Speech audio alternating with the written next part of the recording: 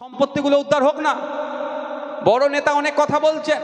কলকাতার পার্ক সার্কাসের কোয়েস্ট মলের উল্টো দিকে ওই আশপাশে 4 থেকে 500 কোটি টাকার ওয়াকাফ প্রপার্টি দখল করে রেখেছে কলকাতায়। দখল করেছে পশ্চিমবাংলার বিধানসভার বিধায়ক একজন তৃণমূলের। হাওড়া জেলার এক বিধায়ক কলকাতাতে, যেখানে 1 কাঠার দাম প্রায় 2 কোটি টাকা, প্রায় 12 থেকে 14 কাঠা জায়গা তিনি দখল করে রেখে দিয়েছেন। নদিয়া জেলার এক তৃণমূলের বিধায়ক নদিয়া জেলার ভ্যালুয়েবল প্রপার্টি দখল করে রেখেছে। বীরভূম জেলাতে আছে। মুর্শিদাবাদে এক বিধায়ক, তাকে আমি ধন্যবাদ জানাই, সে কিছুটা সংরক্ষণ করার চেষ্টা করছে, দখল হতে দেয়নি।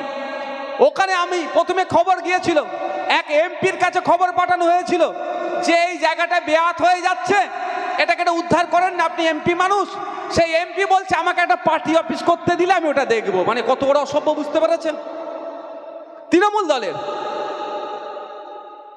এরাই লুট করে নিচ্ছে। এবার আপনি বলতে পারেন আপনারা, তাহলে ভাইজান এখন তৃণমূল কেন এত উঠে পড়ে লেগেছে ওয়াকাফটাকে নিয়ে? এটা ভাবতে পারেন তো? কিছুই উঠে পড়ে লাগেনি। ওরা কি ভাবছে, কেন্দ্র সরকার নতুন আইন নিয়ে চলে আসলে ওই 400 কোটির প্রপার্টি যেটা লুটে খাচ্ছিল, এবার ওটা শুভেন্দু অধিকারী খাবে, আমি আর খেতে পারবো না। ওই 12 কাঠা জায়গাটা হাওড়া জেলার অমুক বিধায়ক লুটে খাচ্ছিল, ওটা এবার সুকান্ত মজুমদার খাবে। বুঝছেন কি বলছি? এরা কেন প্রতিবাদটা করছে বুঝতে হবে।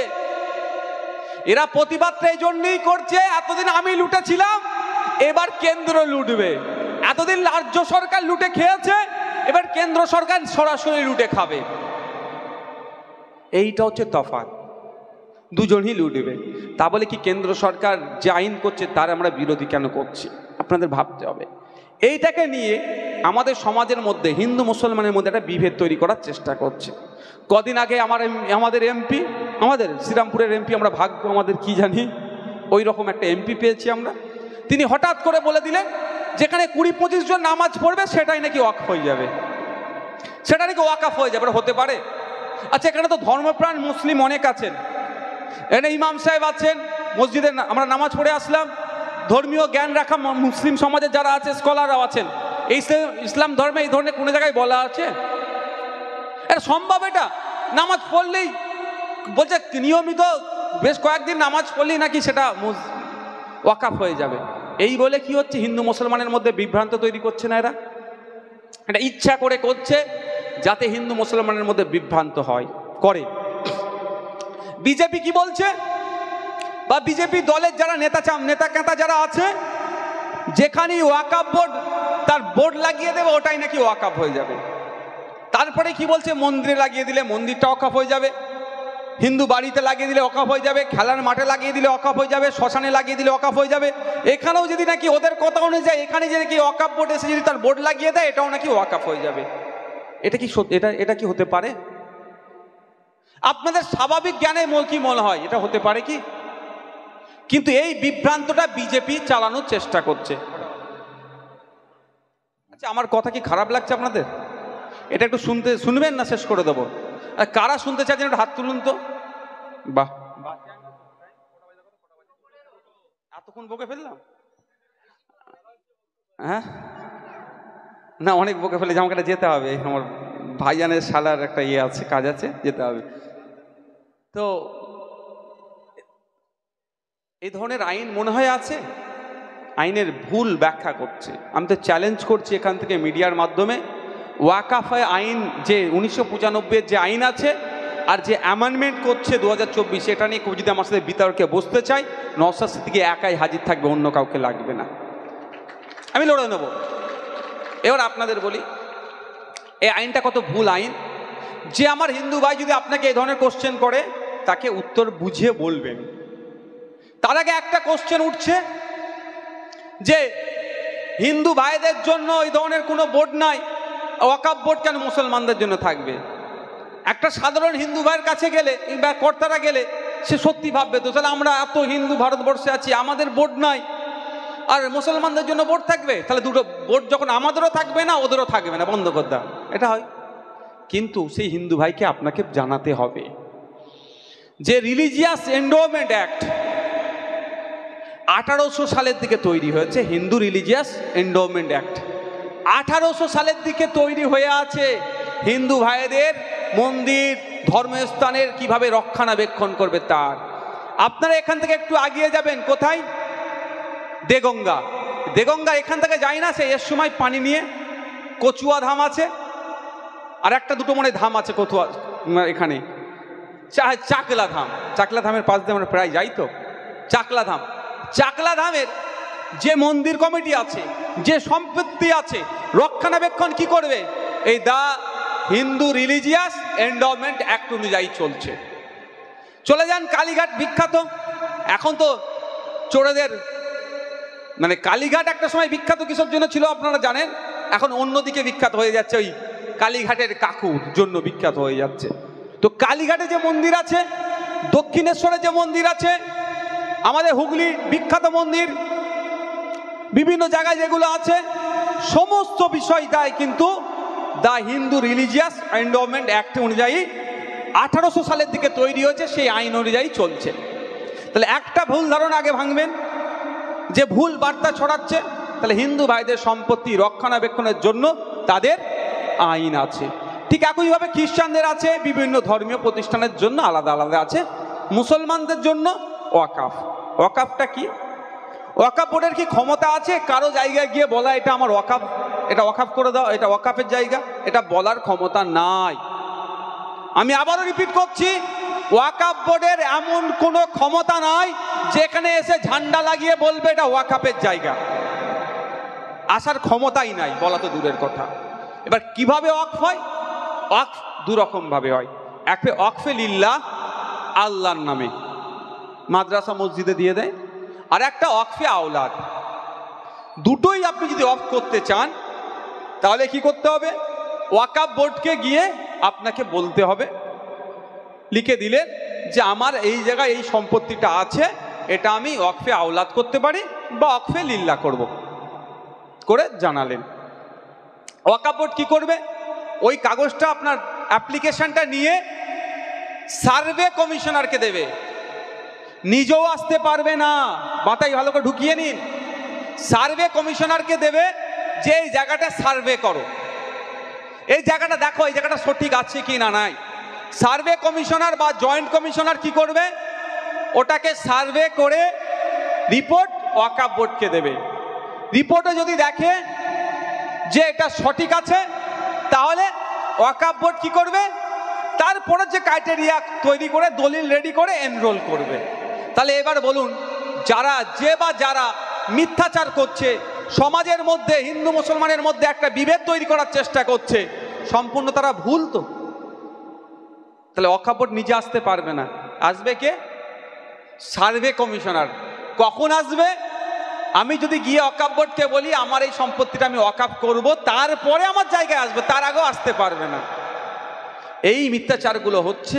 কিন্তু দুর্ভাগ্যের বিষয়, আমি অনেক ওয়াকফের প্রতিবাদ সভা শুনেছি, গুটি কয়েক জায়গা ছাড়া সে অর্থে আমি দেখতে পেলাম না যে ফ্যাক্ট কি, কেন আমরা ওয়াকফের এই সংশোধনীর বিরোধিতা করছি, এটা তুলে বলার। অনেক বলার সময় এই সময় হবে না ভাই, অনেক আছে। আর একটা যেটা চরমভাবে মুসলিম ধর্মীয় ভাবাবেগে আঘাত দিয়েছে এই সংশোধনীতে, ওখানে বলা হচ্ছে আপনি 5 বছর মুসলিম ধর্ম প্র্যাকটিস করছেন, এটা কালেক্টর সার্টিফিকেট দেবে, তারপরেই আপনি ওয়াকফ করতে পারেন। এখানে যারা ছিল ওখানে মুরব্বী বসে আছে, ওই মুরব্বী আছে, বয়স্ক লোকেরা আছে তো ভাই এখানে অনেক। আমাদের মসজিদ এখানে কাছে আছে, আপনাদের নিয়মিত নামাজ পড়ে অনেক মানুষ আছে, অনেকের কপালে দাগ আছে, অনেকের কপালে দাগ নেই, ঠিক আছে। এখন যে আইন তৈরি করছে, ওরা তৈরি করতে চাইছে 5 বছর কম করে আপনি ধর্মীয় মুসলিম ধর্ম প্র্যাকটিস করছেন, এটা প্রমাণ হলে তারপরে আপনি ওয়াকফ করতে পারেন। এবার আপনি ওয়াকফ করতে চাইছেন, ডিস্ট্রিক্ট কালেক্টর বলল ও আপনি মুসলমান, হ্যাঁ, বাপের নাম কি, মায়ের নাম কি, দেখলো আপনাকে না, তো আপনি 5 বছর ধরে তো নামাজ পড়েননি। প্র্যাকটিসিং ইসলাম যে কোডটা দিয়েছে, প্র্যাকটিসিং ইসলাম, আপনি তো 5 বছর ধরে নয়, তাহলে আপনি আর ওয়াকাফ করতে পারবেন না। মানে কোন জায়গায় সর্বনাশ করতে চাইছে একটু বুঝবেন। বিজেপি বলছে মুসলমানদের ভালো করব, আর আমরা ভারতবর্ষের এত বোকা মুসলমান যে বিজেপির বিরোধিতা করছি। আমরা কেন বিরোধিতা করছি এটাকে জানতে হবে। বললাম না, কাগে কান নিয়ে চলে গেছে, বললাম না, আপনার কানে হাত দিয়ে দেখতে হবে আছে কি না নাই। কেন আমরা এর বিরোধিতা করছি, কোন জায়গায় কোপটা মারছে এবার বলুন। তাহলে কে প্র্যাকটিসিং ইসলাম, কে নন প্র্যাকটিসিং ইসলামের মধ্যে আছে, তাহলে ফারাকটা কে করবে? District collector. এবার ফজরের নামাজ আপনি পড়ছেন কি পড়ছেন না, ডিস্ট্রিক্ট কালেক্টর ওই ডিএম অফিস থেকে বলতে পারবে তো, ডিএমডিসি অফিস থেকে বলতে পারবে। তাহলে প্রতিটা মুসলমানের সাথে একটা করে অফিসার দিয়ে রাখতে হবে রাজ্য সরকার, নাহলে কেন্দ্র সরকারেরকে, যে রমজান মাস আসলে এক মাস রোজা রাখছে কি রাখছে না, 5 ওয়াক্ত নামাজ পড়ছে কি পড়ছে না, ঠান্ডার সময় বয়স মানে ঠিকঠাক উজু করছে কি করছে না, জাকাত ঠিকঠাক দিচ্ছে কি দিচ্ছে না, কুরবানির সময় সমর্থ হওয়ার পরে সে কুরবানি দিচ্ছে কি দিচ্ছে না, সমর্থ থাকার পরে হজে যাচ্ছে কি যাচ্ছে না, এটা সবটা দেখতে হবে প্র্যাকটিসিং ইসলামের জন্য। তাহলে এটা দেখবে কিভাবে? তাহলে এক একটা মানুষ মুসলমান পিছু একটা করে অফিসার দিতে হবে, এটা কি সম্ভব? দেবে না। তখন আপনাকে কি করবে? আপনি যখন মনে করলেন ওয়াকফ করব, তাহলে আর ওয়াকফ আর করতে পারবেন না। কেন ওয়াকফ করা হয়? দুটো কারণে, একটা হচ্ছে আল্লাহর জন্য, আর একটা নিজের জন্য। নিজের জন্য কেমন? যে আপনি 10 বিঘে জায়গা কি 5 বিঘে জায়গা আপনি দেখলেন আমার ছেলেকে দিয়ে যাব আমি, এমনিভাবেও তো ছেলে মেয়েরা পাবে, কিন্তু যদি এমনি ছেড়ে রেখে যায় আপনার ছেলে হয়তো বেচে কিনে খেয়ে নিতে পারে। হয় না এরকম? বাপ সম্পত্তি রেখে গেছে, ছেলে বিক্রি করে খাচ্ছে কাজ কাম বাদ দিয়ে। বাপ বলছে না ও করতে দিলে হবে না, ছেলে না সম্পত্তি বিক্রি করতে পারে, তার জন্য একটা লাইন করতে হবে। কি? ওয়াকফ বোর্ডকে দিয়ে গেলে কি হবে? ছেলে সম্পত্তিটার বিক্রি করতে পারবে না, দেখভাল করতে পারবে, ডেভেলপ করতে পারবে, সব করতে পারবে, দলিলের নাম চেঞ্জ করতে পারবে না। দলিলের নাম চেঞ্জ করার ফলে আপনার সম্পত্তি আপনার নিচের 10 পুরুষও চলবে, যত চলবে ততই। আপনার ছেলে ভোগ করলো, আপনার পোতা ভোগ করলো, তার ছেলে তার ছেলে তার ছেলে করতে করতে সম্পত্তিটা ভোগ হলো, বিক্রি করতে পারবে না। এটাও কিন্তু কেন্দ্র সরকার বকলমে বন্ধ করতে চাইছে, বুঝবেন ভালো করে। আপনি দেখলেন যে আপনার ছেলেকে যদি আমি এমনি সম্পত্তিটা দিয়ে দিই, ও বেচে কিনে খেয়ে ফেলবে, ও ছেলে আমার সুবিধার ছেলে, বুঝতে পারছি না, কিন্তু আমি অফ করে যাই, ওয়াকফে আওলাদ, আমার ছেলে দেখভাল করবে, আমার ছেলে মাঠে জমি আছে, ধান রুইবে, ধান তুলবে, বিক্রি করবে, খাবে, কিন্তু জমি বিক্রি করতে পারবে না। এর জন্য ওয়াকফ করা যায়। এই ওয়াকফ করার, তাহলে ওয়াকফ বোর্ডের কাজ কি? ওয়াকফ বোর্ড নিয়মিত আপনার ওই জমিটাতে ফলো রাখবে।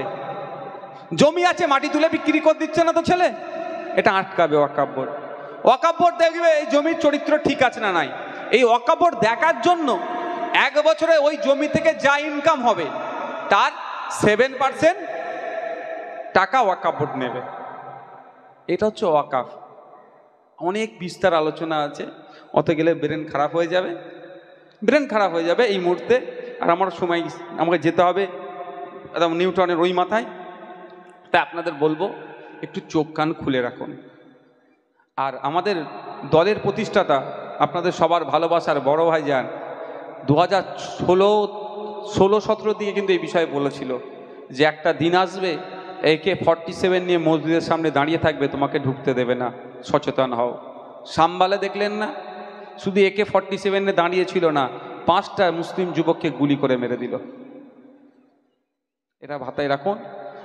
আমি আপনাদেরকে আবারও বলবো, তিনি দলিত আদিবাসী নিয়ে যে বার্তা দিয়েছিল সেটাকে ফলো করুন।